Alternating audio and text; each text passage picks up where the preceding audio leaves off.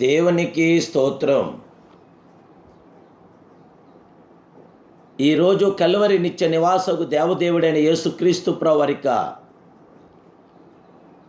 కృపగల వాగ్దానం. చూడము, నా అరచేతుల మీదనే నిన్ను చెక్కి ఉన్నాను, నీ ప్రాకారములు నిత్యము నా ఎదుటనున్నవి. యెషయా గ్రంథం 49వ అధ్యాయం 16వ వచనం. ప్రియా కల్వరి నిత్య నివాసకు దేవదేవుని బిడ్డలారా, ప్రభువైన యేసుక్రీస్తు మహిమ కలిగిన ఘనమైన నామములో మీ అందరికీ నా హృదయపూర్వకమైన శుభాభివందనాలు యేసుక్రీస్తు ప్రభువారిక దివ్య నామములో తెలియపరుస్తున్నాను. దేవుని బిడ్డలారా, మీరంతా బాగున్నారు కదూ? మీ కుటుంబ సభ్యులందరూ కూడా బాగున్నారని తలుస్తూ ప్రభు యొక్క పాద సన్నిధిలో మీ కొరకు విజ్ఞాపన చేస్తున్నాను. మన ప్రియ ప్రభు మన ఎడల ఎంతో కృపను చూపించగల మహాదేవుడు, భవిష్యత్ కాల నిర్ణయాన్ని నిరీక్షణను దయచేయగల రక్తం మన ప్రియ ప్రభుని యేసు రక్తమే. మేకులు బిగించబడిన చేతుల నుండి కారుచున్న రక్తం యేసు రక్తం. ఆయన అరచేతుల మీదనే నేను చెక్కి ఉన్నానంటున్నాడు. ఒక్క నిమిషం మన కన్నులు మూసుకొని ఈ వాగ్దానం యొక్క ఆధిక్యతను ప్రార్థనాపూర్వకంగా ధ్యానించుదామా? ప్రభువులకు ప్రభువుకు మన దేవుడు స్పష్టమైన మాటలు ఇవి. నా అరచేతుల మీదనే నేను చెక్కి ఉన్నాను. 7 నక్షత్రములు తన కుడి చేతిలో పట్టుకున్నవాడు, మనతో కూడా ప్రేమ నిబంధన చేయుచు, నీ దేవుణ్ణైన యెహోవానకు నేను భయపడకము, నేను నీకు సహాయం చేస్తుందని చెప్పుచు నీ కుడి చేతిని పట్టుకొనిచున్నాను అని అభయమిచ్చుటియే కాక మనలను తన అరచేతుల్లో చెక్కి ఉన్నాడు. ఆయన మనలను ఎలాగూ తన అరచేతుల్లో చెక్కెను, ఆయన ప్రేమను ఎలాగూ వివరించెను. సర్వలోకమును సృజించిన తన ప్రేమ హస్తములను మేకులు బిగించబట్టకు సంతోషముగా ఆయన అప్పగించుకొనెను. పదునైన మేకులను బహుశా ఆయన వాగ్దానములుగా రాసే కలములుగా భావించి ఉండవచ్చును. మనతో శాశ్వతమైన నిబంధన చేసి మనలను తన అరచేతులతో చెక్కి నిమిత్తము తన చేతులకు మేకులు బిగించుటకు అప్పగించుకున్న మహిమాస్వరూపుడైన ఒక గుండు సూది మన చేతిలో గుచ్చుకున్న ఎడల మనమెంతో ఆవేదన చెందుతాం. అయితే ప్రభువైన యేసుక్రీస్తు చేతులకు పెద్ద మేకులు బలవంతముగా కొట్టారు. ఆయన చేతుల్లో కండరములు నరములు చితికిపోయాను. దాని మీదనే ఆధారపడి ఆయన సిలువలో వేలాడుచుండగా ఎంతగా అల్లాడిపోయానో దేవుని బిడ్డలారా.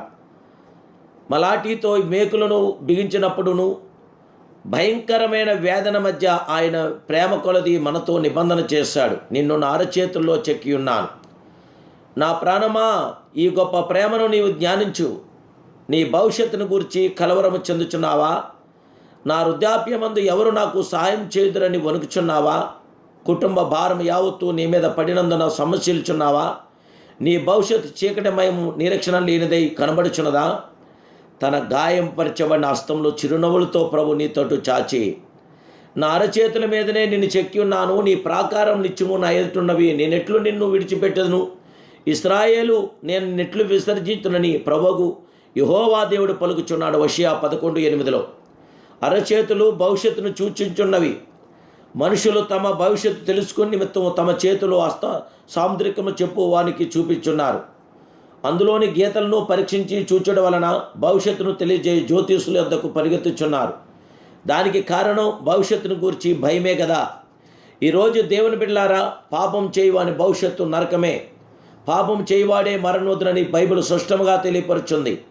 యవన పాపములు ఎముకల్లో నివసించున్నది, అవి అగ్నిగుండంలోనికి ఈడ్చుకొని వెలుచున్నవి.